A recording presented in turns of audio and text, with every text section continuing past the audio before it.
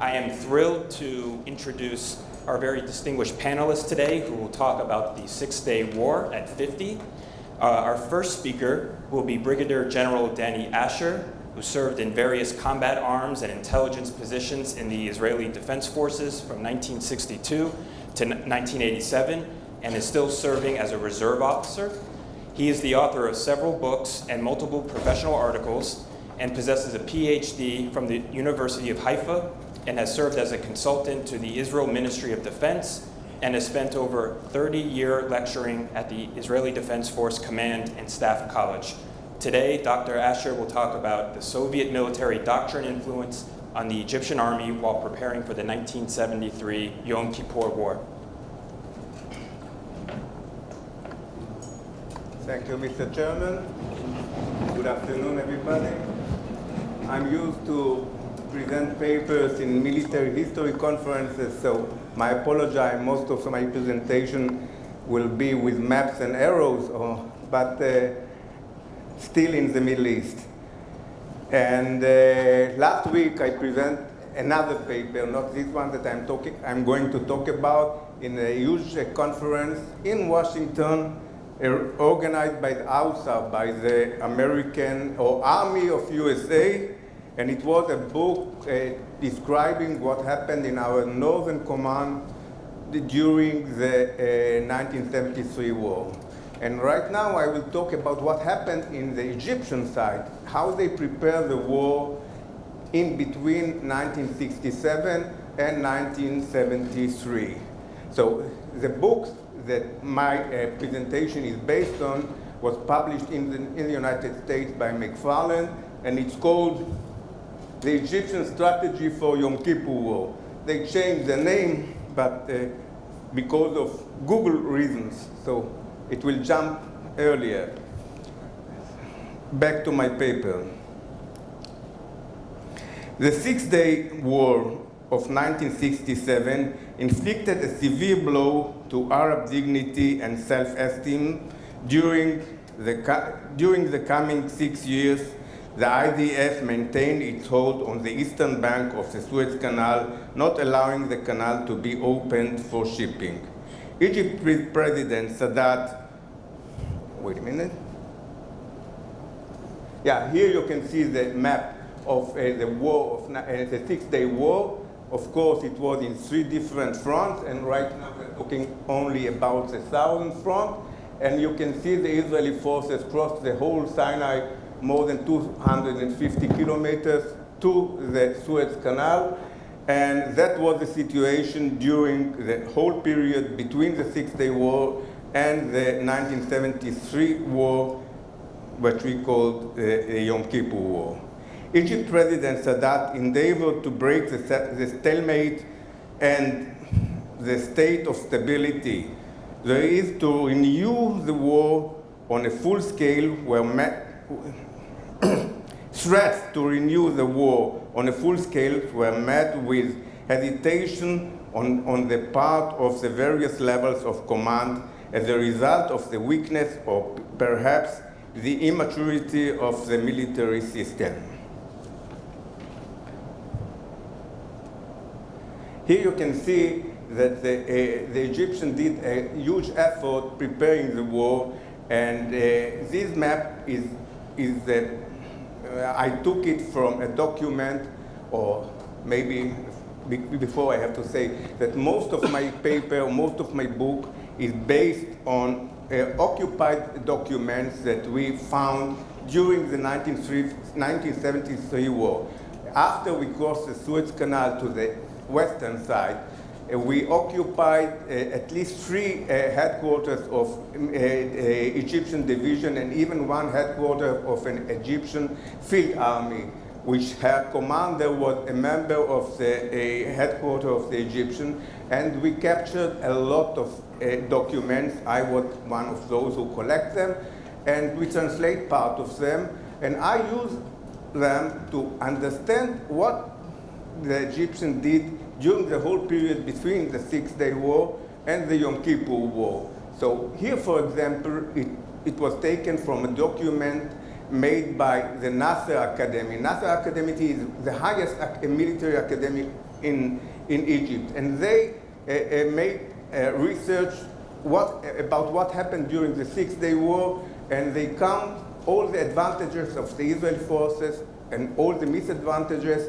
and that was the base to prepare their plans for that war.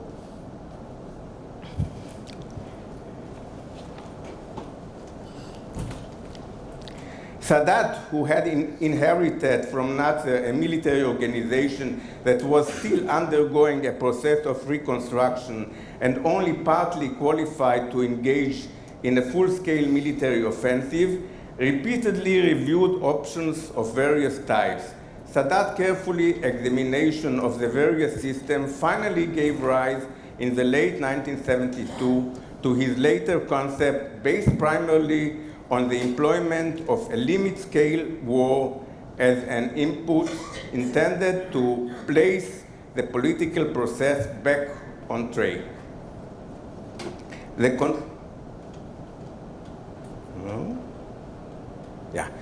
consolidation of the decision necessity the build-up of a military instrument so that it may accomplish the task assigned to it. The Egyptian military became a state within a state, gaining the highest priority in terms of allocation of personnel, material, and presidential attention.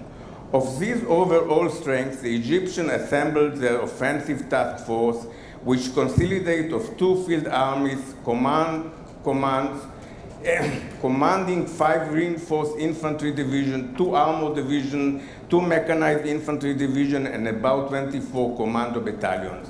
Most critical decision made by President Sadat was a decision to revert to the military option, to active his military forces on a massive scale. The military operation could in phase be rather limited or restricted as far as its objectives were concerned.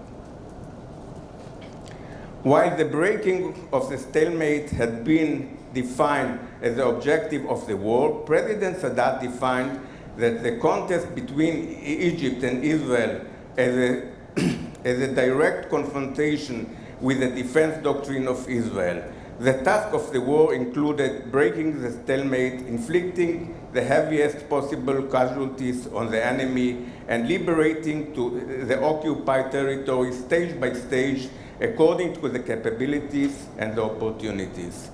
The supreme echelon of the Egyptian army acted according to the objective by preparing the war plan, developing a combat doctrine required in order to execute the plan, training and preparing the troops so that they would be able to accomplish the task assigned to them. The Israeli military superiority in such areas as domination of the sky, maneuverability, and employment of armor elements, along with the problems presented by the land obstacles as the Suez Canal, the airstrike on the eastern side of and the fortress of the Bar-Lev line, complete the Egyptian planners to provide effective solutions that would enable them to launch the war and achieve such goals as to allow the political leadership to start the wheels of the political system rolling so as to achieve the Egyptian political goals. As of this stage, the commanders of the Egyptian military, the planners of the war, embarked an all-out effort to prepare their troops to accomplish their battlefield functions and tasks.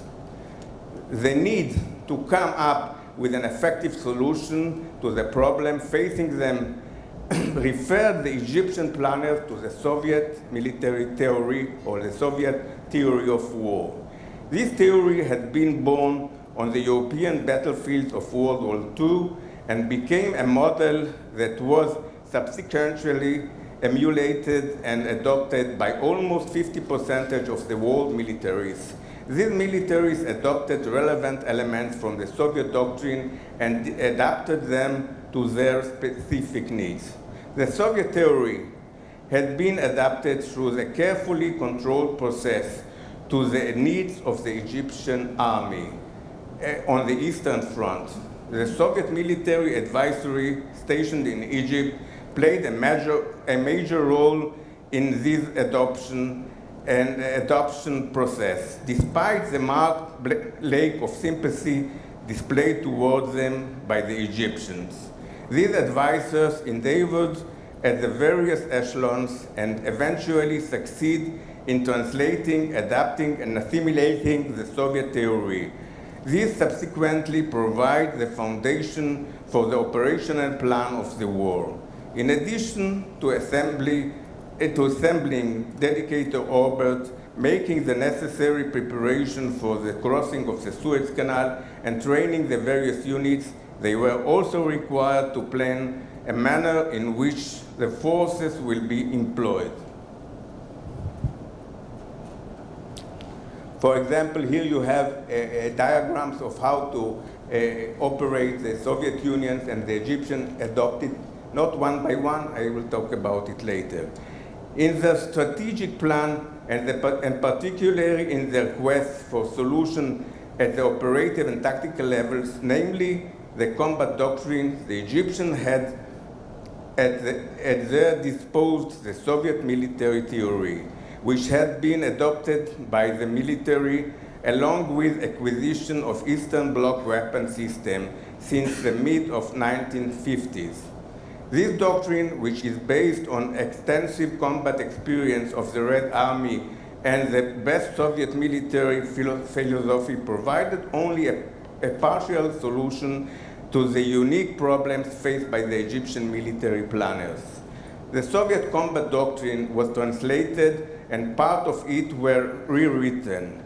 Its various parameters were modified, streamlined, and adjusted to the needs of the Egyptian military on the Suez Canal front. This revised doctrine was studied and assimilated by the commanders and troops of the Egyptian military during the preparation for the war. The Egyptian troops acquired and assimilated its principles and trained according to this refined doctrine. The doctrine, here you can see an example of how the Egyptians used a Soviet military doctrine. You can see even the Cyrillic letters in different places. They first translate it to English and then they translate it to Arabic. This doctrine also served as a basis for preparation of the operational plan executed by the Egyptian armed forces during the Yom Kippur War. In coming to devise their operational plan, the Egyptian planners identified the problems presented to them by the Israeli military system.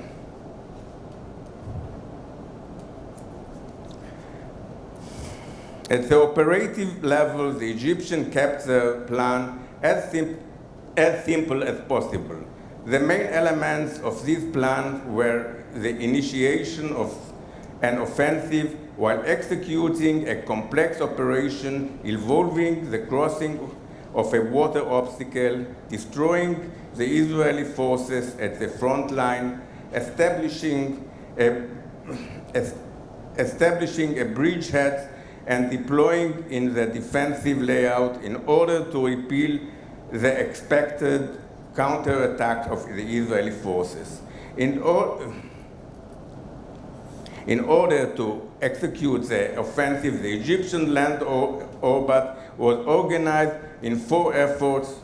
The two primary efforts in the middle, you can see it on the map, the 2 primary efforts in the middle of the sector consisted of the field army commandos, which were assigned to bear the brunt of the offensive. Based on these efforts, the Egyptian army force launched their attack.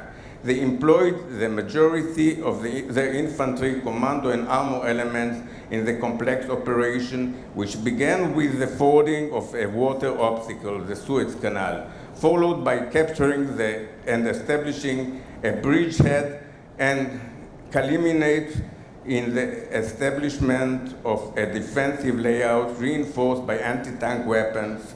The combat activities incorporated the Egyptian military anti-tank and assault engineering elements, as well as the various types of logistic support elements.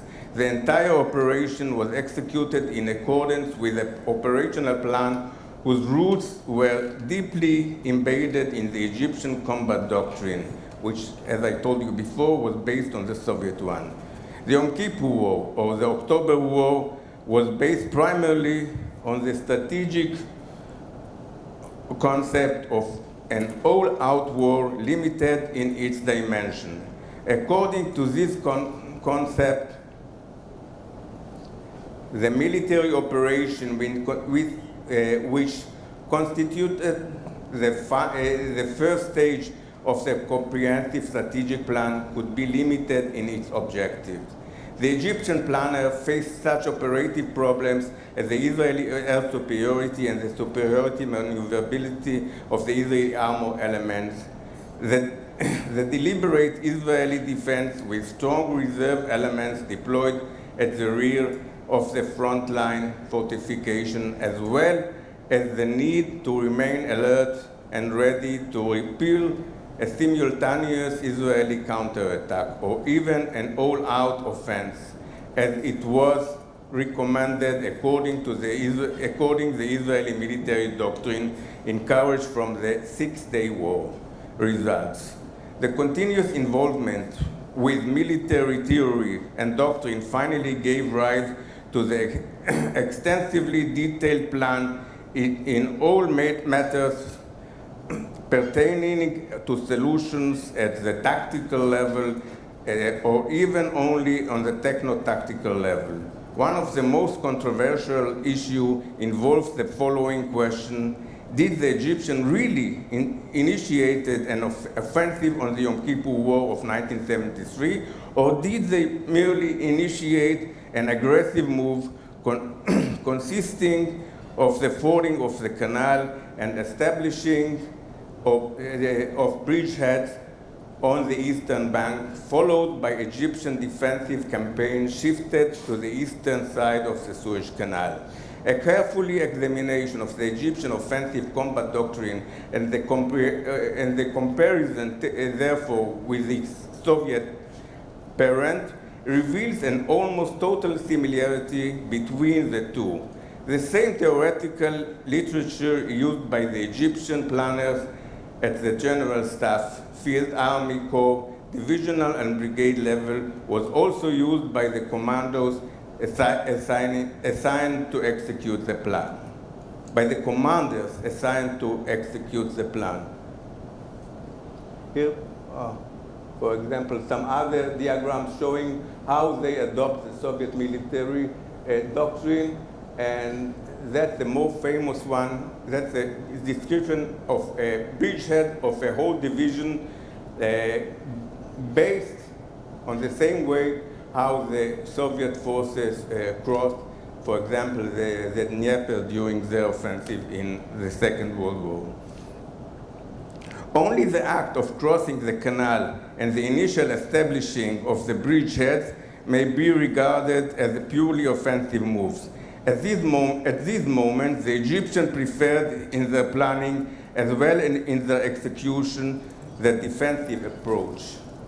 In fact, the Egyptian activity involved a sharp, rapid transition from the offensive to the defensive, with the initiation of using the defensive layout to repel the enemy counterattack and shattered once and for all the decisive superiority of the Israeli armor.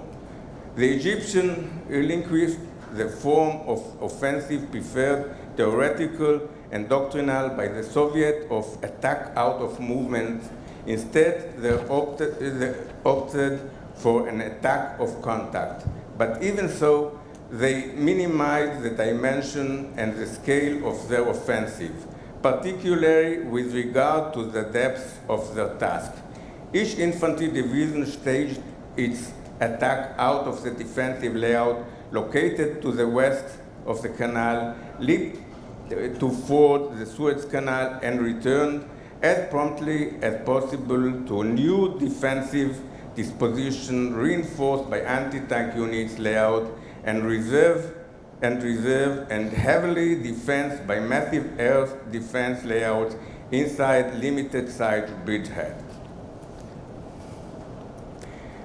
At the moment of truth, this Egyptian doctrine, as it was implemented by the Egyptian troops on the battlefield, based on the Soviet Military Doctrine, enabled the Egyptian armed forces to crack the foundation of the concept consolidated on the Israeli side and gained significant military achievement, followed eventually by the political achievement accomplished by the Egyptian mainly after the war of 1973.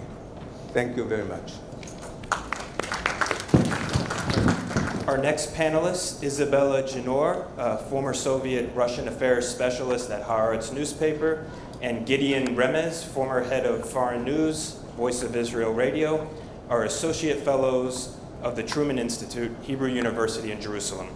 They specialize in Soviet Russian military and intelligence involvement in the Middle East, and they will discuss today the 6-year war, how Israel's 1967 victory became a clash with the USSR. Our newly published book, The Soviet-Israeli War, 1967-73. After hearing that 3 times, you've got to read the book. Challenges a series of conventional notions as to the massive direct military intervention of the Soviet Union in the Egyptian-Israeli conflict. As the subject of this panel is the 50th anniversary of the Six-Day War, we will focus on the book's first part, which delineates the seamless transition from the 1967 war toward the peak of this Soviet intervention in 1969-1970. The involvement of regular Soviet formations then reached its greatest extent outside the Warsaw Pact up to Afghanistan, and the Suez Canal became the hottest front of the Cold War. This preliminary phase in the summer of '67 already set the precedents and patterns that came to their full fruition 2 years later, and as we expose them, contradict 2 prevailing notions. One of these concepts holds that Israel missed several opportunities to prevent what would become the Yom Kippur War by ignoring, if not rejecting, Egyptian peace fillers. The other notion is that the Soviet leadership, scarred by its setback in the Cuban Missile Crisis and constrained by a failing domestic economy, had by this time evolved a cautious and responsible policy that led towards global detente. Therefore, conventional wisdom holds, Moscow endeavored to restrain its Arab allies, especially the Egyptians, from launching a revanchist war against Israel, which might draw the USSR into a confrontation with the United States. The changes about Israeli failure to respond to peace initiatives refer mainly to the years of Anwar Sadat presidency, that is after 1970.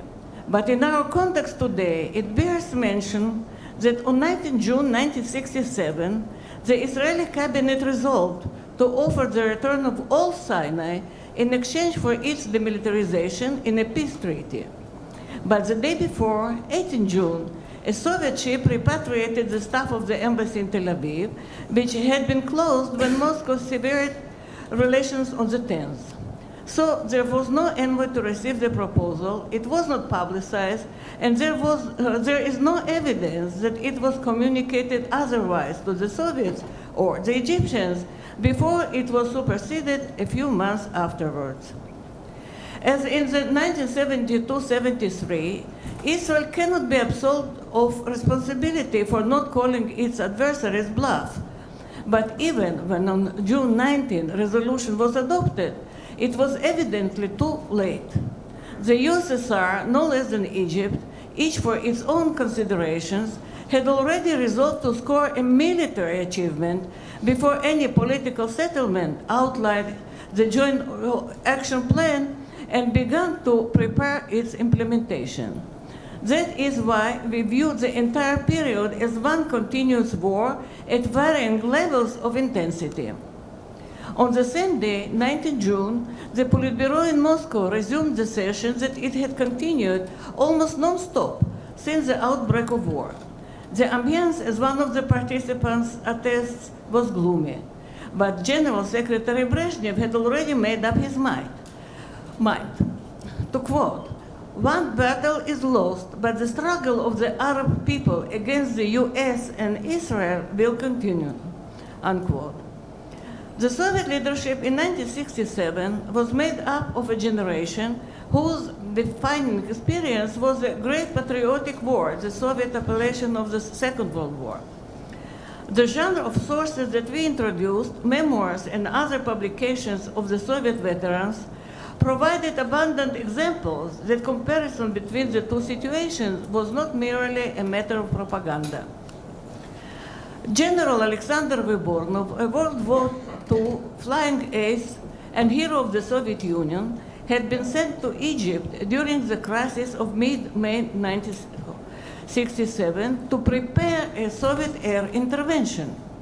He has repeatedly related flying a dozen reconnaissance sorties, including 2 over Israel in the yet experimental craft that would be called MiG-25, or by NATO, Foxbat. This provided the title of our previous book, in which we identified these sorties with the 2 hitherto mysterious overflights of Israel's nuclear facility that precipitated its decision to go to war. On June 5, Vybornov witnessed Israel's preemptive air raid on Cairo West Air Base, and his thoughts too turned back 26 years to the chaotic defense of Moscow. The Soviets expected that Israel would press on toward Cairo, and their response was almost reflexive: to regroup for defense and then to repel the invaders. There was also an urgent political motive. The failure of its intervention plan aroused doubts about Moscow's clients, whether it could be trusted to protect them. As Brezhnev spoke on June 19, a Soviet air and sea lift to replenish Arab losses of hardware was in full swing. The dimensions of the Arab debacle called for quantities that demanded an unprecedented logistic effort.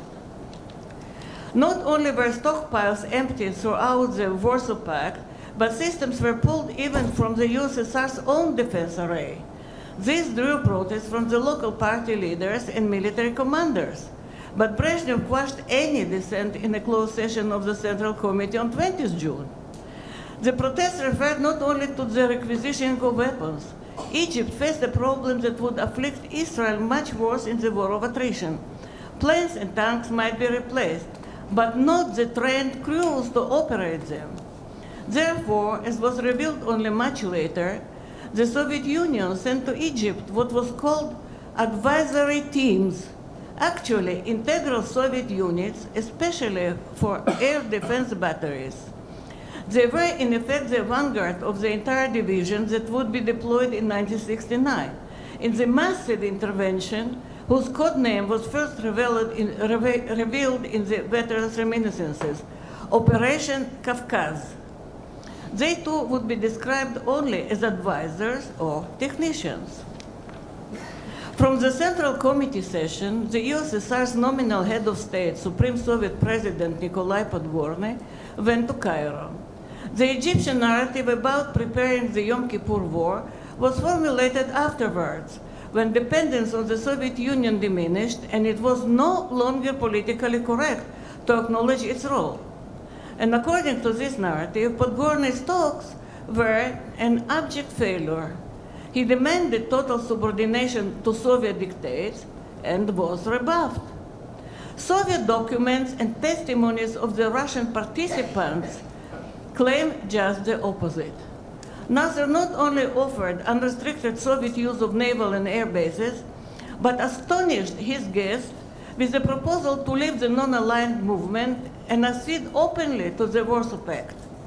The Soviets balked at such a commitment, but as Gideon will describe, they made good on the rest. Well, in another portent of things to come, the political talk served mainly as a smokescreen for military activity. The accepted version is that Podgorny brought along with him a bevy of ranking officers from all the Soviet armed services. We now know that this delegation preceded him, stayed longer, and accomplished much more. It was led by the Chief of Staff, Matvei Zakharov. The Marshal, age 70 and a diabetic, like Nasser, with whom he commiserated and exchanged medical tips, amazed the Egyptians with his tireless activity and the personal example that he gave. At the new front line, he reprimanded the Egyptian commanders for their men's poor readiness and discipline. He borrowed a spade from one soldier and in 40 degrees Celsius heat demonstrated how to dig a proper personal foxhole. His staff planned and oversaw construction of a classic Soviet three-tiered line of fortifications along the west bank of the Suez Canal. But how much remained unknown about the Soviet military role is exemplified by Zakharov's top aide, whose name, we can now state thanks to Google, is totally absent from Western historiography to date, and in fact also from all Western intelligence reports that have so far been declassified. This is Lieutenant General Pyotr Lashchenko, who was slated to remain in Egypt as a chief advisor, a title that already existed, but with the added and very significant title, Commander of the Soviet Forces Group. He wasn't chosen at random. He had been named the hero of the Soviet Union in the Great Patriotic War for leading his rifle division under fire across 4 waterways. And preparing such an operation was now his long-term mission in Egypt, and remember, we are still now in June 1967. In another throwback to World War II, Lashchenko's subordinates refer to him reverently as our Montgomery. The Egyptians, too, who never managed to pronounce or spell his name properly, Lashnikov, Moshenko, they never got it right, but they acknowledge the key role that he played, for now, in devising a training method. Senior Israeli officers, mostly alumni of the Palmach, I presume that term is familiar, soon recognized the approach of their iconic book, Panfilov's Guardsmen. In the defense of Moscow, the mythical general Ivan Panfilov sent raw recruits to initiate firefights, regardless of casualties, in order to exorcise their fear of an invincible enemy. This approach was evident as early as the first of 3 turning points from defeat to triumph that the Egyptian narrative lists in the summer of 1967 on land, sea, and air. No credit is given to the Soviets, but scrutiny of the incidents shows that they were very much involved in all 3. It also shows how the patterns were already set for direct Soviet intervention against Israel as part of the grander Soviet purpose, establishing strategic presence in the Mediterranean. The first turning point was the Battle of Ras el-Ish, about 15 kilometers south of the canal's northern entrance. An Egyptian force managed to cross the canal, even with armored vehicles, a feat that even in 1973 they could accomplish only with Soviet assistance. But the flare-up also legitimized Soviet support for the victims of aggression, and the response was clearly coordinated in advance. The Politburo reconvened at 3 a.m. in response to an appeal from Nasser, and, uncommonly, issued a communique on a Sunday morning, July 9th. It was carried out the very same day, in fact hours later, when it was announced that warships of the Soviet Mediterranean Escadra had entered Alexandria and Port Said. The flotilla's commander made world headlines by declaring in an even more uncommon press conference with the governor of Alexandria that, quote, our missile-armed cruisers are ready to help you repel any aggression. In frontline Port Said, there remained no Western presence since the war, so no one pointed out that the Soviet ships had actually anchored there much earlier, as confirmed by some of their own crewmen. The gunnery officer of a new frigate, whose mission to lead a landing party into Haifa was aborted during the June War, was posted with his ship at Port Fouad, the Egyptians' last foothold east of the canal, in order to block any Israeli advance. Soviet Marines, whose attempt in June to cross the canal eastward was repelled with heavy casualties by an Israeli airstrike, were reinforced urgently and came ashore again to hold the line. A month after the Soviet ship's port call began, it was extended indefinitely. Both Egyptian harbors became Soviet bases in all but name, fulfilling an age-old Russian aspiration for such warm water ports that up to June 67, Nasser had consistently resisted. Both Egyptian If you sense now an analogy with Putin's move to secure Tartus and Latakia in Syria when his local ally faced defeat, well, we agree that the analogy really stands out, practically déjà vu. By the end of the year, Lashenko had designed the plan for a cross-canal offensive and listed the necessary procurement, a blueprint which was followed systematically till its fulfillment in 1973. But first he had to negotiate an upgrade of his officers' presence in Egyptian formations.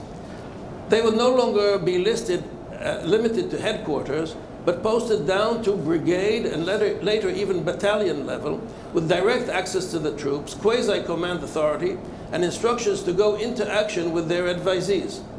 This encountered stiff resistance among Egyptian officers, especially those who blamed the Soviets for the June defeat, and vice versa. Only on the 21st of October, the Soviet ambassador notified Nasser that General Sergei Sokolov, the first deputy defense minister, would arrive the next day to sign the agreement. But as they spoke, 4 Soviet-made Styx missiles were fired out of Port Said and made naval history. This was the first sinking by missile of any warship, the Israeli destroyer Eilat, and this is a second turning point that is listed by the Egyptian narrative. Only 2 days later did it emerge that Zakharov too had returned to Egypt, which was interpreted in Washington and elsewhere in the West as a damage control mission, the first of many unfounded attributions of Soviet restraint. But Zakharov actually arrived before the Eilat sinking, and the Egyptians would hardly have acted against Moscow's wishes with 2 senior Soviets on hand. Lashenko had not awaited the formalities, and Soviet advisors had already been posted on Egyptian ships, including missile boats. Their competing claims to have directed the action against the Eilat take us some pages in the book to sort out, but they definitely, quote, did all but press the launch button, unquote, and probably that too. The Soviets' deterrent presence in Port Said spared the city from Israel's retaliation. Moscow endorsed the sinking of the Eilat, the advisors' agreement was duly signed, and by the end of '67 their number was estimated at 2,500, a number that their publications now confirm. Their influence was soon felt in enhanced assertiveness, what the Israel Army now calls Khatira le-Magav. This was manifested on December the 1st, when Israel lost its first airplane since the June War. A Votur was shot down over a missile base under construction, that is, undoubtedly under Soviet supervision, at the northern tip of the Gulf of Suez. The 2 crewmen were never found, one of several such mysteries in proximity to Soviet presence, which we think require Israeli demands for full Russian accounting. It took a while for the Israelis to grasp that this was the first test of the nascent missile shield to protect Egyptian skies. From here, it was a linear progression to the direct clash between Israel's flying artillery and Soviet-manned SAM batteries, that whole entire air defense division, for a total of 50,000 regular Soviet servicemen that passed through Egypt, and would turn the war of attrition against Israel and create the preconditions for the Egyptian canal crossing on Yom Kippur. And thus, as we argue, the next war in '73 was in effect determined on the morrow of the previous one in '67, with full Soviet support and participation as part of Moscow's global strategy. Thank you very much. Last but certainly not least is Dr. Ofer Israeli, who is a geostrategist, international security policy and Middle East expert, and lecturer of international relations theory, foreign policy decision-making, and Middle East at the Interdisciplinary Center at Herzliya, Israel. Additionally, Dr. Israeli is a research fellow at the National Security Studies Center, University of Haifa. Okay, thank you all for coming. 15 minutes, eh? Thank for two of my professor, Professor Baram and Professor Blai, and one of my students and my fellow, to listen to our conversation here.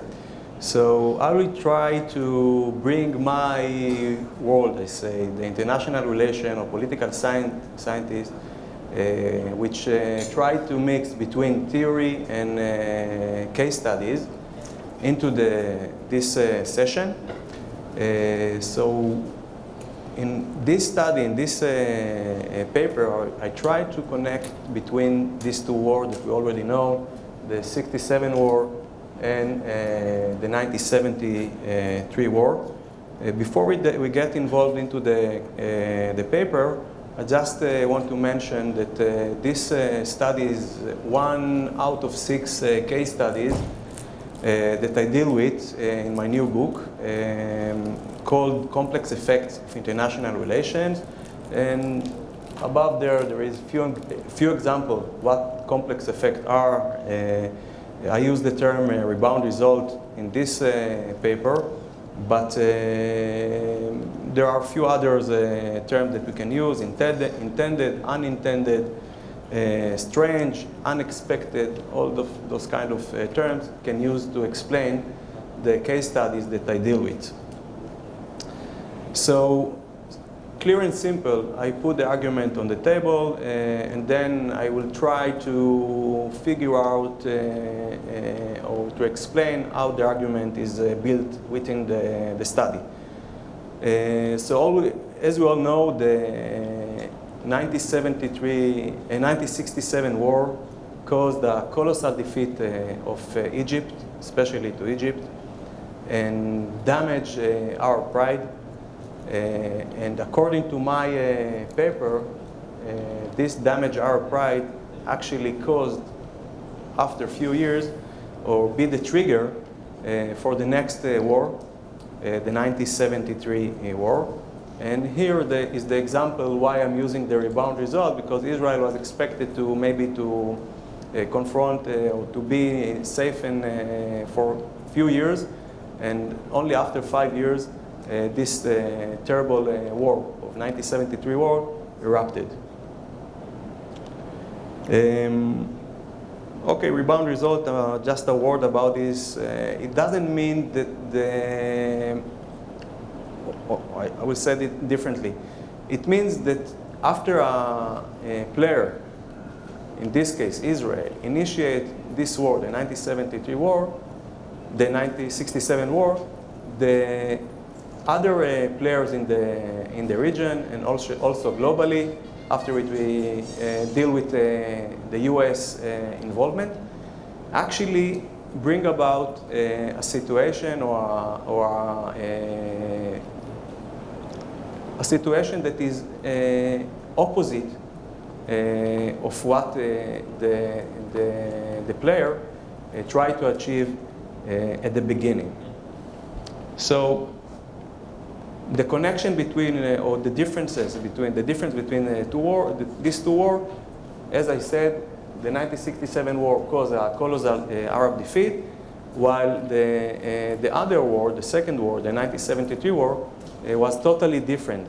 The Arabs dealt a major blow to Israel, as we all know. It was the first time in the history of the Arab-Israeli conflict when the Arabs not totally lost or defeated on the battlefield. And actually, the Arabs, and especially Egypt, achieved impressive advances during the war. So the achievement, Egypt's achievement, and especially the Suez Canal crossing, according to many other sources, as we all know, actually lead to restore the Arab pride. And here I bring a quotation of Egypt's chief of staff, who said, "The war has retrieved Arab honor. Even if we are the Egyptian, defeated now, no one can say that the Egyptian soldier is not a superior fighter." And as we all know, the Egyptian following this quotation from then on. So I will try now to bring the theoretical view and then explain how the outcomes or the results are writing down in my paper. So the theoretical argument is going back to history and deal with other case studies, not only from the Middle East, as we do in international relations theory. And one of the examples are the connection between the First and the Second World War. which the connection was, okay, according to this study, yes, that one of the reasons who caused the Second World War was the humiliation of Germany after the Versailles Treaty, which at the end of the war, the end of the First World War, defeated Germany, was humiliated, and according to many other academic researches, it was one of the causes, the delay causes of the Second World War.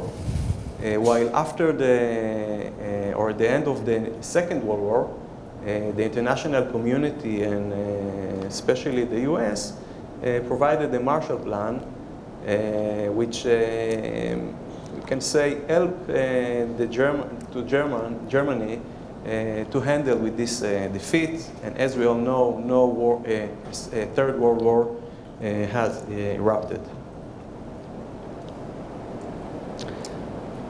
So while trying to think theoretically and build a theory which is, let's say, simple, maybe parsimonious, which help us to explain not only one case but a few others as well,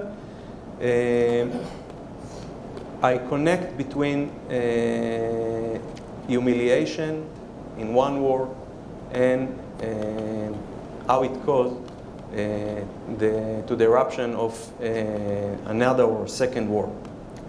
So as we know the details, I try to connect it to the theory. After the war, after the 73 war, there was a few what I call positive feedback that actually didn't decrease the humiliation, but increased the humiliation of Egypt. And I will try to point them later on.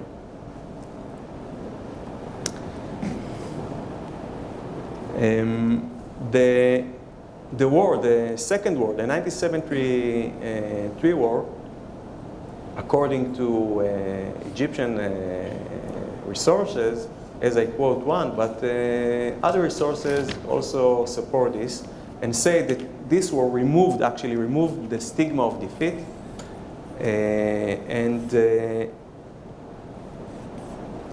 Okay, I will move to the empirical part or the empirical test of the case, and said that the topic of my study, as I presented at the beginning, I hope that is now a bit more understand to you, and let's try to bring on the what I call the complex causal mechanism, which it has four parts. The first part is of the mechanism called the degree of ripeness for change, which is the Israel victory in the war, in the 1967 war, and Egypt humiliation. The second part of the mechanism is Egypt's sought, or Nasser and after it Sadat, sought to restore our pride. As we all know, Nasser said, returning by force what was taken by force. And the third part of the mechanism, which needs a bit of explanation, try to bring different kind of positive feedbacks, which mean events that increase, in this case, the humiliation, instead of decreasing it, which is the damage our pride. Not in a short term, but in between the war, something like 4.5, 5 years. And I put them from the past through present, future, and what I call virtual positive feedback, but it's not necessarily should be in this line. What I mean, you can take the virtual positive feedback and put the virtual positive feedback at the beginning, which means the humiliation and shame, which is from the psychological view, actually increase the Arab feeling of the Arab pride damage. And if we are going back to the present, which means in between the war, Egypt casualties during the war of attrition and failed diplomatic activity of the early 70s, Jering and others, Rogers, and also Sadat initiative, we tried to make a deal with Israel, and also what I call the future positive feedback, which I think that it's very interesting, which means that the Arabs, and as I said, especially Egyptian, expected to achieve self-respect after the coming war, the 1973 war. All of them combined move Egypt to initiate the second war. So the last part of the mechanism, the complex causal mechanism, is dealing with the outcome. As I said, the emerge of a new situation, which actually the reason for this situation, the 1973 war, actually born 5 or 6 years before the second war. Thank you for all.